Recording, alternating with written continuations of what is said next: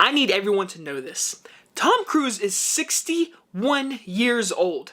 61 years old, and he just keeps doing crazy and crazier stunts in each of these movies, and he is 61. All I can do is applaud this guy.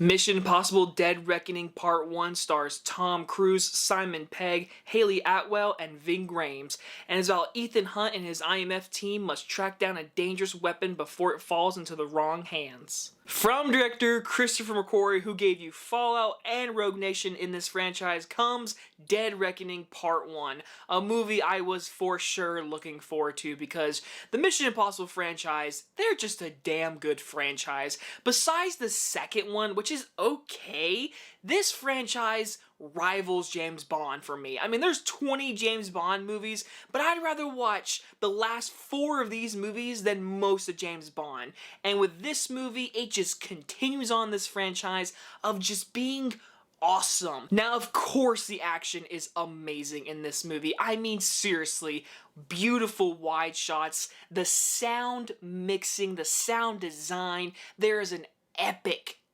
car chase scene where Tom Cruise is actually handcuffed to Haley Atwell, and it is such an awesome car chase scene. You've seen a little bit of the big jump that he's done in this big stunt with a motorcycle. You've seen all the commercials with Tom Cruise, and man, he just keeps pushing the boundaries. He wants you to go to the movies and experience a movie in an auditorium, and he does so much for this movie. And with the stunts he is doing is insane. Besides the stunts, which are awesome, obviously, Ethan Hunt's character in this movie is really interesting, if you ask me. Again, no spoilers, but this movie really goes back to the 1990s Mission Impossible, the first movie, where there's a lot of espionage, intense conversations, intense story points, and it all leads to this device which goes to AI.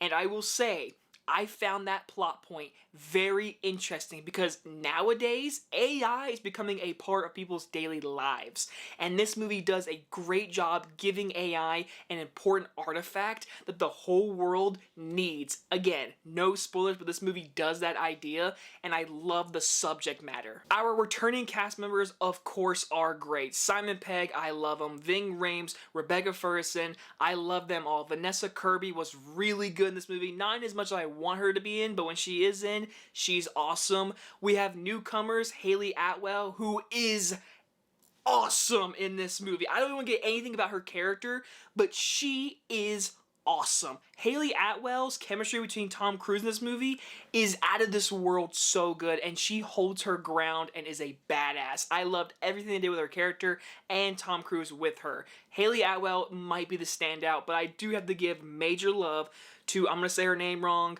Palm Clemente, I say her name wrong, Mantis, basically, from Guardians.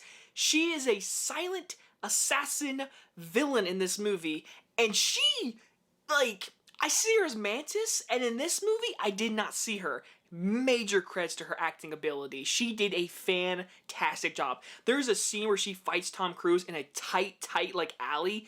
It is so white knuckle. I loved it. I love that action scene. It was so good. And when she does talk, it packs a punch.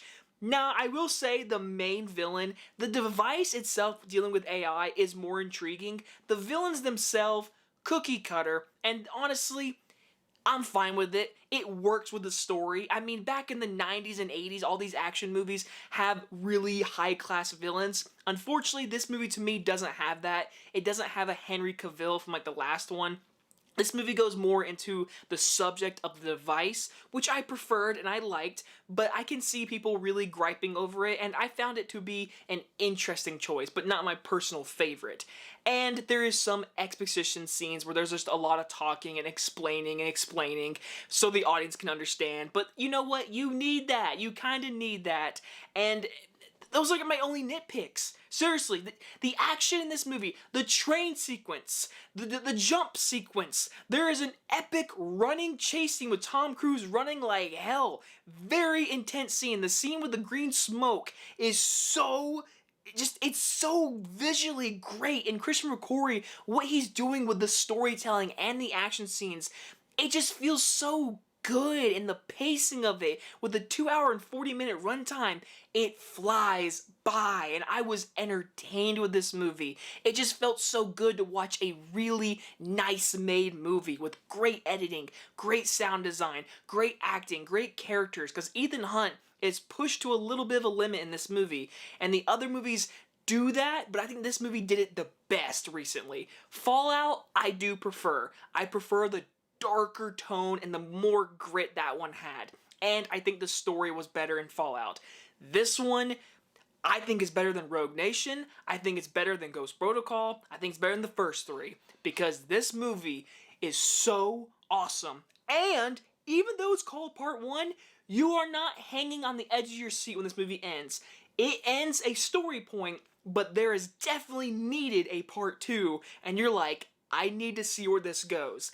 But it doesn't leave you hanging. It feels like a story that isn't complete, but it gives you enough for this one movie. I left with a smile on my face, and I left with a big, big excitement because this is a summer movie. I'm going to give Mission Impossible Dead Reckoning Part 1 an A. Truly, truly, if you get to see this movie in theaters, go see it on the biggest screen possible. I am so excited to see it again. It was so awesome. Like, I'm so happy I got to see this movie in a big screen. Tom Cruise, thank you. Just thank you for doing what you do and doing everything for the movie-going audience. I love the movie theater, and this is the movie that proves you need to go to the movie theater to get the experience you want, and this movie is that. I love this movie. I really enjoy this movie. I cannot wait to see it again.